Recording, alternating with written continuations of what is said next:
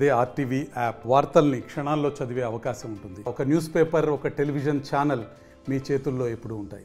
Sir నా పేరు మాలబతకన్న, గోనెగండ్ల మండలం, బైలిపుల గ్రామం.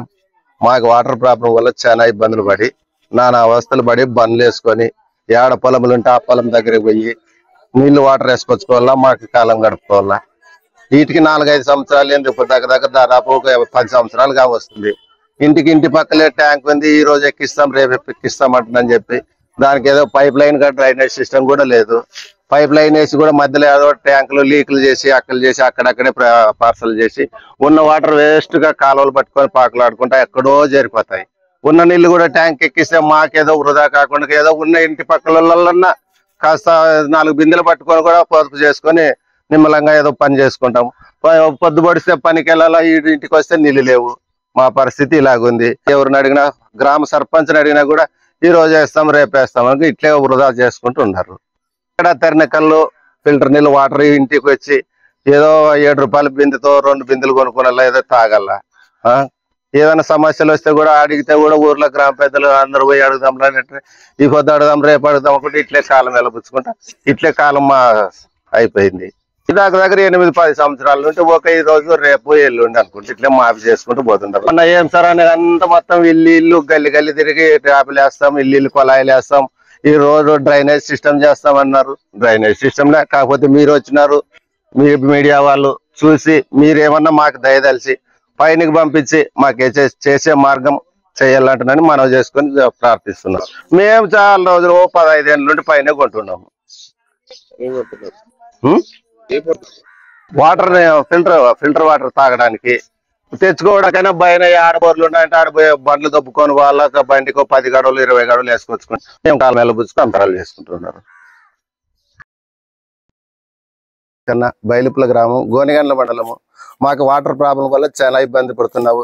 రెడ్డిని అడిగినాము, సర్పంచ్ని అడిగినాము, కర్నల్ అడిగినాము, లాస్ట్ కలెక్టర్ దగ్గర కూడా పోయి వినతిపత్రం అందించి నీళ్లు రావటం లేదు. అందు గురించి మాకు ఏదో దయదలిసి నరసప్ప స్వామి నన్ను కోరుకుందామంటున్నాడు. వినతి పత్రం రాసి ఆయన దగ్గరకు పెట్టి ఆయన ఊరు గ్రామ ప్రజల్ని నెత్తిన కొట్టి మాకు నీళ్ళని తెప్పిస్తాడేమంటున్నాడు ఆయన కోరుకుంటూ. నా పేరు మోదీన్ సాహెబ్.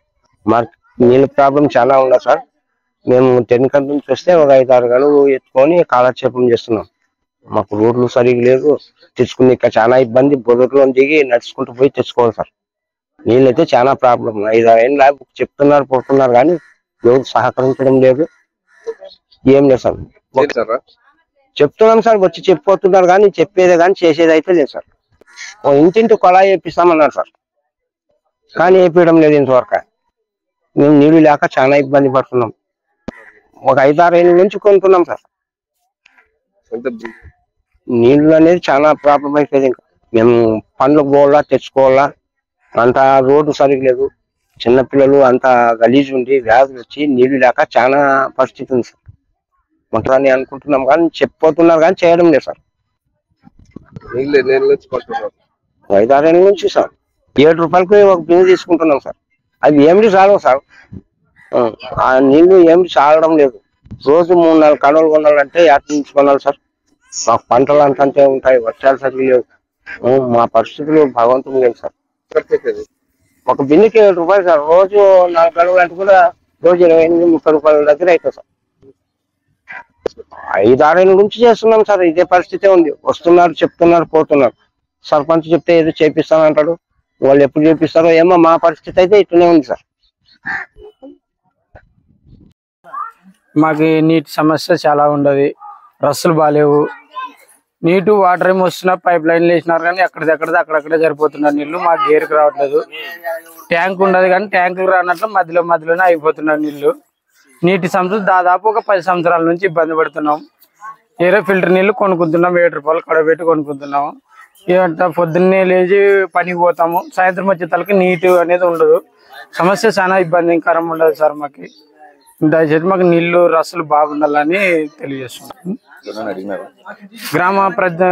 గ్రామ సంబంధించిన వాళ్ళు అడిగినాము, చేస్తాం, ఈ రోజు చేస్తాం రేపు చేస్తామని అంటున్నారు. ఇంకా అలాగే వదిలేస్తున్నారు, ఏం పట్టించుకోలేక. అలా అవుతుంది. ఇంకా అంతే.